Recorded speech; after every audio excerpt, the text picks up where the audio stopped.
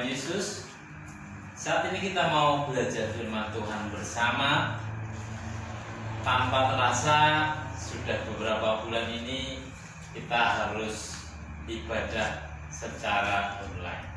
Tanpa mengurangi rasa syukur kita, mari kita belajar firman Tuhan bersama dari satu ayat dari Roma pasalnya yang ke-12 ayat yang ke-12.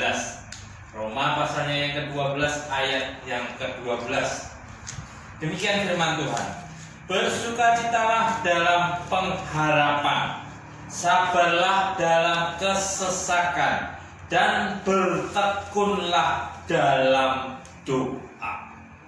Saya ulangi, bersukacitalah dalam pengharapan, sabarlah dalam kesesakan, dan bertekunlah dalam doa.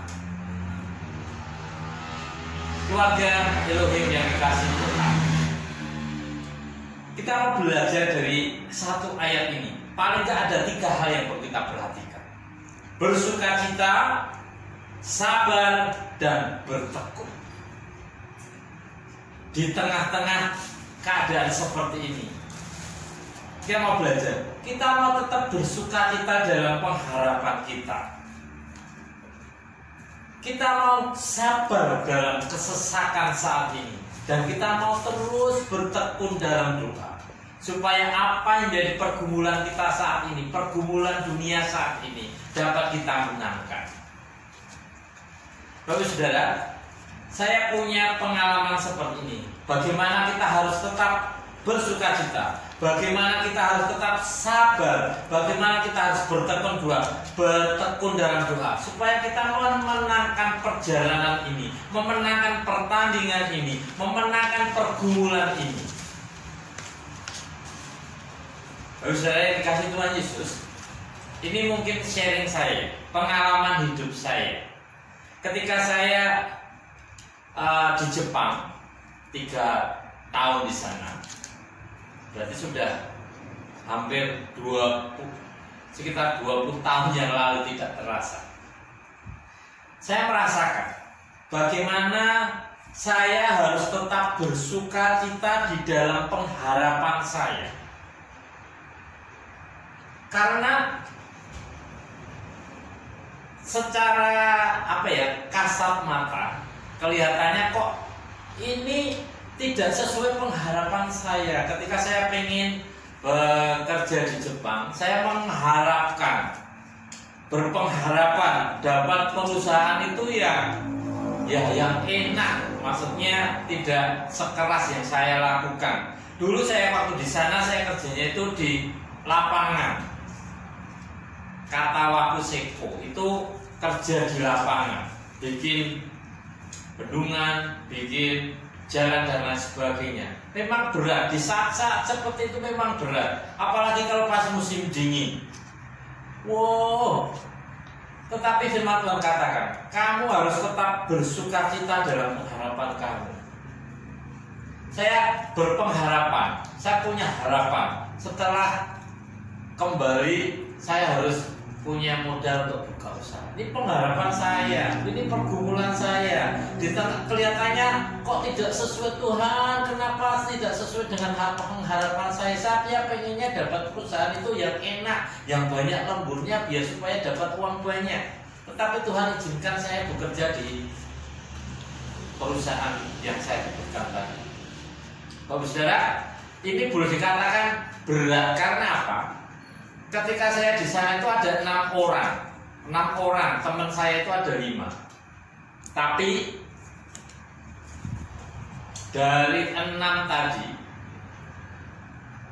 4 diantaranya melarikan diri, kabur, tidak kuat dengan keadaan, tidak sesuai dengan pengharapan dia. Kebetulan satu perusahaan itu semua Kristen.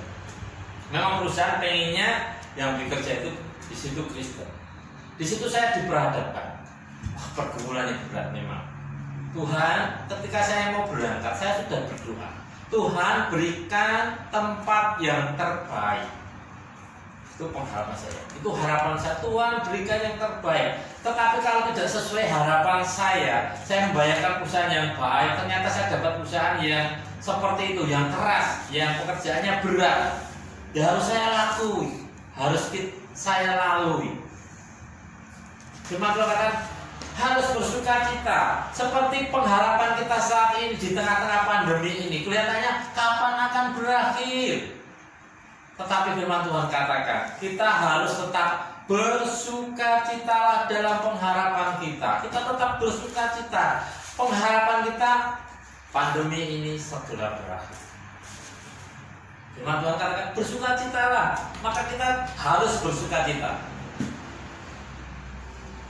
Apakah nanti ada perubahannya dalam Tuhan Yesus? Pasti ada. Ketika kita. Terus, Bapak Saudara, yang kedua, sabarlah dalam kesesakan. Sabarlah dalam kesesakan. Bapak Saudara, kembali ke pengalaman saya tadi.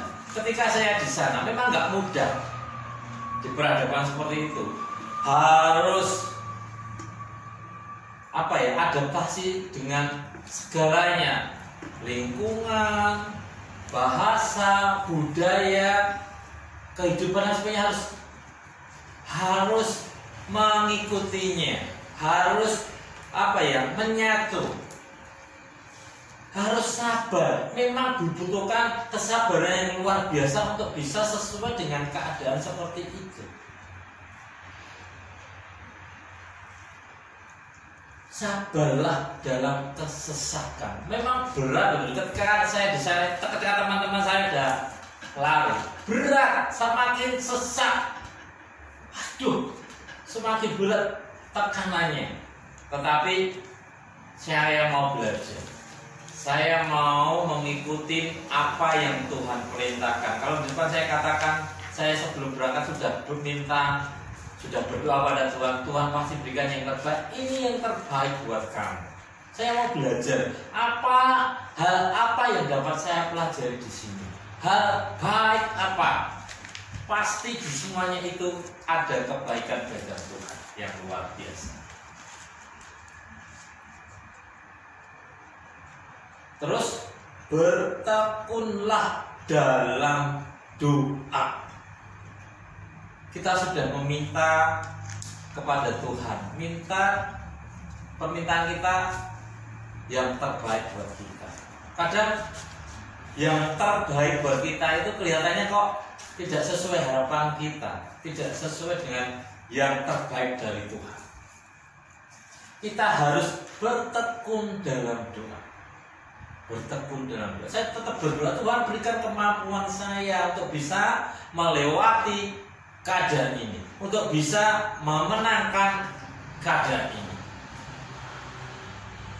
Dan hasilnya pun luar biasa.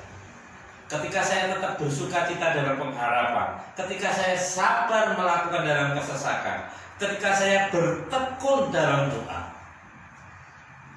Tuhan jawab. Ternyata Tuhan dibalik semuanya itu, Tuhan punya rencana yang terbesar. Ketika teman saya yang sudah 4 yang sudah lari itu, terus yang 1 sudah pulang, tinggal saya sendiri. Kelihatannya secara kasat mata semakin berat, tetapi ternyata rencana Tuhan itu pasti yang terbaik. Ketika saya tinggal sendiri, banyak teman-teman kerja saya, teman-teman Jepang itu semakin memperhatikan saya. Apa yang menjadi kebutuhan saya, mereka perhatikan dan mereka mau membantu.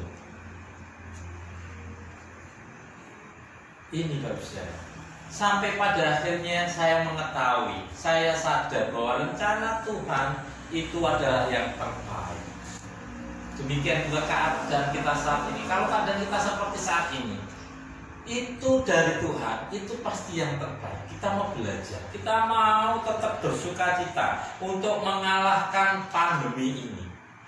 Kita mau tetap sabar melakukan apa yang kita lakukan saat ini. Mungkin, kapan aku harus sekolah, kapan aku harus bekerja sesuai kemarin-kemarin. Mari kita mau bawa semuanya itu dalam doa kita. Kita harus semakin tekun dalam doa, supaya kita dimenangkan, diberikan kekuatan, dimampukan Tuhan untuk kita bisa melalui kesulitan-kesulitan itu. Saya percaya, kita semua percaya, ini semua yang terbaik dari Tuhan. Tuhan mau kasih hikmat buat kita. Tuhan mau berikan sesuatu pada umat di dunia ini, bahwa kita harus selalu ingat pada Dia. Ketika kita mau tekun dalam doa, saya percaya setiap doa-doa kita Tuhan pasti jawab. Tuhan pasti berikan jalan keluarnya. Seperti yang saya alami. Ketika kelihatannya sudah nggak ada jalan, aduh semakin lama semakin sendirian, tetapi Tuhan buka jalan. Ternyata ada hal-hal yang baru yang bisa saya terima. Bahkan berkat-berkat yang luar biasa bisa saya terima. Bahkan sampai pada akhirnya saya bisa kembali ke rumah dengan selamat, dengan baik. Itu semua karena kemurahan Tuhan.